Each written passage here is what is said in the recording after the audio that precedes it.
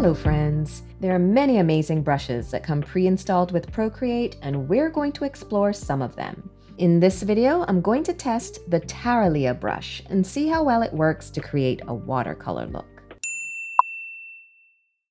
To find this brush, head to the brush library, go down to the artistic section, and this is where you'll find Paperlike. I haven't made any changes in the brush studio, and I'm going to be using the brush exactly as it was installed. I'm also working on a canvas that's set to 3000 pixels square at 300 dpi. Now I'm going to be using the same textured paper background that I used in the watercolor combo video. I'll leave a link to the free download in the description of this video as well. And I've got that image saved to my camera roll, so I'm just going to insert that photo and resize it. Although this will be a background texture, just remember that the paper image needs to remain at the top of your layer stack, and you're also going to need to change the blend mode to multiply in order for the effect to work. And I'm actually going to lock that layer so I don't accidentally draw on it. I'm going to create a new layer and drag it below that paper layer. The last time I did a video testing a watercolor effect in Procreate, someone in the comments mentioned that they use this brush, Paperlike, as their watercolor brush. So I'm really excited to give this one a try. And thanks for the tip, Lorraine. The first thing we're going to do is test the brush behaviors. So I'm going to do a few stroke tests, starting with a really small size. And we'll bump that up slightly. Oh yeah, that's giving a really nice painterly look already. And this brush gets really big really fast. So I'm going to do the next couple of strokes on a new layer. Okay, and at its largest size, I'm guessing it's just going to cover the whole canvas. Oh, wow. It's got a kind of an animated look to it, doesn't it? Kind of like someone throwing paint at the wall. That's kind of cool. Lots of texture and detail there too. So it looks kind of grainy, really, almost pixelated at the smallest size because it's got that really chunky texture to it. But at larger sizes, you really start to see that cool watercolor look. It's like watercolor, but there are these little specks in there. But there's a lot of shifting of color, which is cool. I can see why it could potentially be a good watercolor brush, because it does look like you're going from a lot of pigment to a lighter wash. Based on how those strokes look, I'm guessing that this brush is pressure sensitive. So let's take a look at that. Yep. Definitely responds to pressure with a lighter value with light pressure and more solid, darker value with more pressure. Now let's do a quick transparency test. I'm just going to put down a few swatches to see how opaque the brush is. And it looks like the opacity is going to shift depending on the pressure, just like we saw with the pressure sensitivity test. So if I were to apply more pressure, you see there you've got full coverage and it's really opaque, but with a little bit of pressure, it looks transparent. So yeah, we've got quite a good range in opacity with this brush, which I think is going to be really helpful with the watercolor look. Now I've done this enough times to be able to guess that my pencil grip will make a difference. So with a loose grip using the side of the pencil, I'm going to get a really nice light wash of color, super transparent, versus a regular grip where we get more opacity depending on the amount of pressure used. Now let's see how it blends. I'm switching to the smudge tool, also in the Paperlike brush. And let's see. Oh, that kind of animated look is back. It's almost glitching. That's interesting, but it's cool that it keeps a lot of texture. You know, the smudge tool usually will blend out all your texture. Now, I got another comment in the last watercolor video from Amy, who mentioned that she drops the opacity really low when smudging for a watercolor look. So let's try that. Okay, so it's really subtle, but it does mix those colors a little bit more naturally.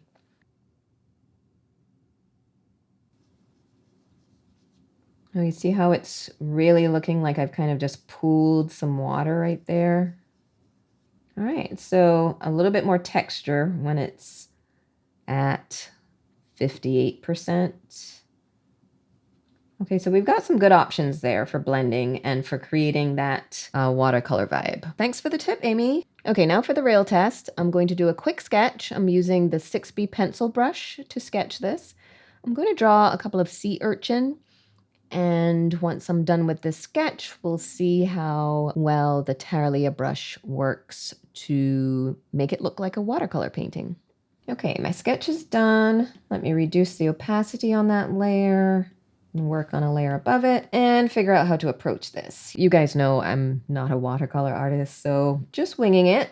I think I will start with a really light wash. And I think the key here is to not make it too even. So maybe I'll double up some areas to make them a little darker. I think maybe I'll just add this color in a couple spots. And let's see if I can get that to blend in without losing too much texture. I've got that opacity down at 41%. And I'm just using a really light touch and kind of going in little circles. Let's see what happens if I add this darker color near the top here. I do like this look of paint pooling a little bit. And if I go in with a light touch, I can sort of drag the paint from those pooled sections. All right, let me get this little detail. Now you really got to get this brush size all the way down to like 1% to work on really fine details.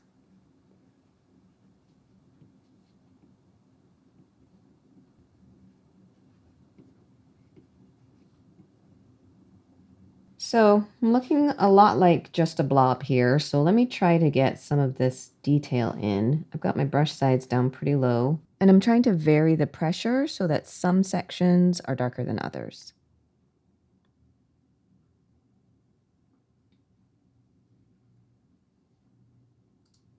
So I'm just using the smudge tool to soften things up a little bit.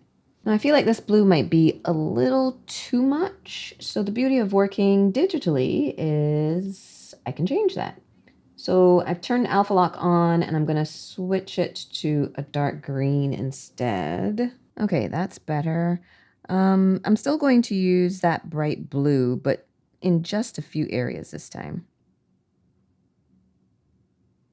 For these little details, I'm working on a new layer and I'm keeping the pressure fairly light so that the white is a little translucent. I don't want it to be too solid. And finally, I'm going to drop my brush down to the smallest size so I can add a little edge to the opening here.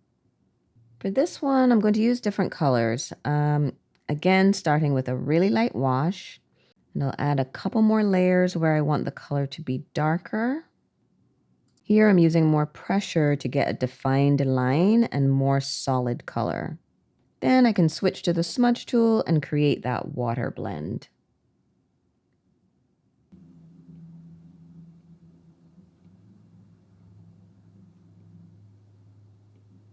It's taken me a minute to get the hang of it, but now that I'm feeling a tiny bit more comfortable, I am loving this brush. To me, it's the closest thing that I've used so far that feels like a live brush. I don't know if any of you have ever used Adobe Fresco, but that app has these live brushes where it really gives you the feel of mixing paints. Procreate doesn't have that feature, but this feels kind of like a live brush. It feels the most real. Like you're really working with water to manipulate the pigment. Using the brush at a small size with a really light touch is working out well for all these little line details. So it's turning out to be very flexible, more flexible than I expected. For this last one, I'm going to start with a darker blue for the base.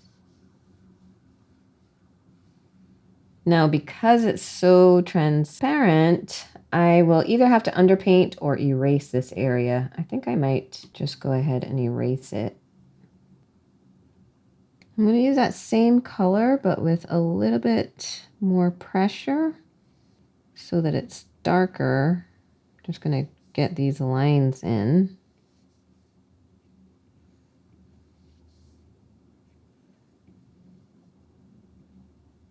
Then I'll blend in a little of the purple.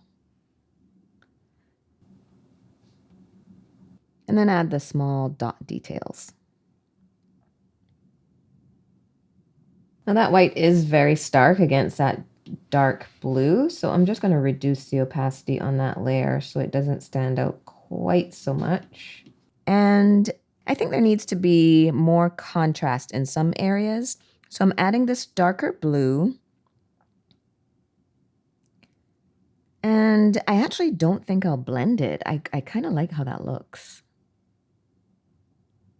And right here, rather than blending, I'm just going to push the color up to help create those defined areas of shadow. Now, it feels like it would be a shame not to utilize that really great texture this brush gets at a large size.